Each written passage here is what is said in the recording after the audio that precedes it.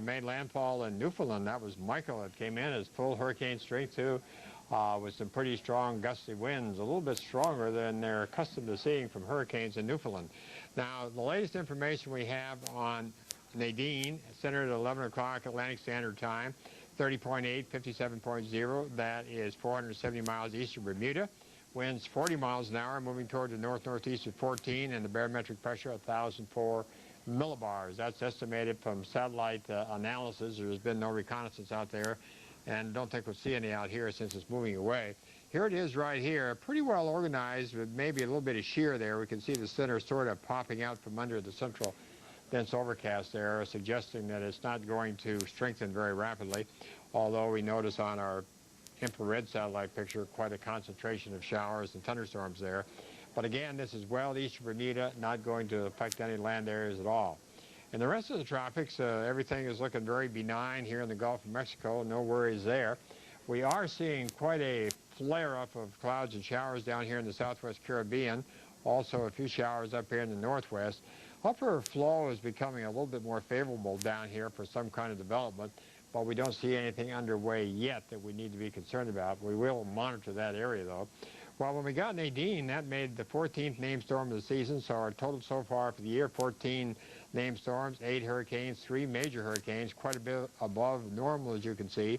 In fact, as we look back on the records on the previous century, we only found 8 years that had as many as 14 storms, so we're quite a bit above normal for sure in that respect.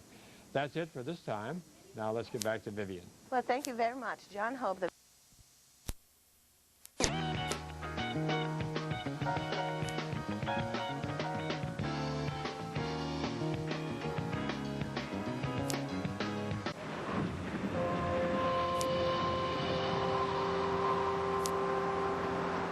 Welcome back to Storm Watch. It's now just about 52 minutes past the hour. We're seeing problems with flooding across portions of the desert southwest. A little more details on that coming up in just a moment. But first, let's get a check on the tropics with hurricane expert Dr. Steve Lyons, who's particularly interested about something that may develop midweek.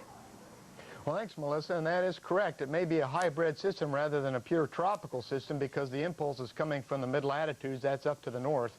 But nevertheless, the impact could be the same.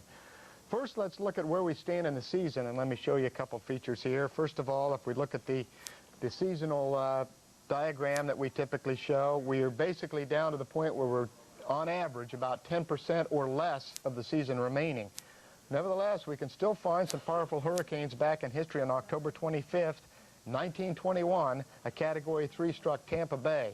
That was actually the hurricane that produced the famous motorcycle extra in the St. Petersburg Times. They actually hooked up a 2-cylinder motorcycle engine to the printing press to publish the paper when the power was out. Well, today we don't have any Category 3s. We don't have really anything of potential development.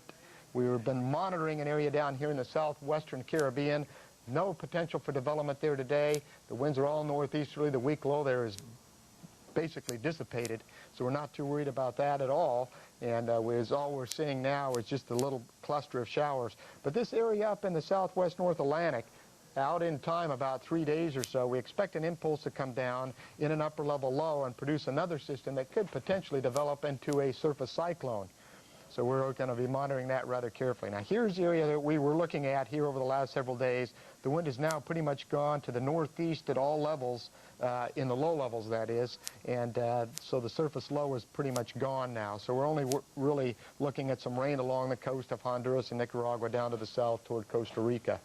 The rest of the islands out here in very good shape. Some minor shower action coming into the central part of the Windward Islands, but other than that, we're in great shape. A little bit breezy here in the Florida Keys and off into the extreme southwestern portion of the Bahamas, but other than that, we're in good shape.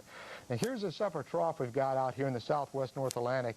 And as the mid-latitude impulse comes in, we expect an upper-level low to spin up in here and basically burrow down to the surface, and then that low could actually flare up into some tropical cyclone. But we've got a couple of days to monitor that area. In the meantime, upper-level westerlies pretty much dominate the tropical Atlantic. We don't see anything happening there, and we're in great shape. Same with the Pacific. Let's get back to Melissa in the studio. And across the lower 48, we could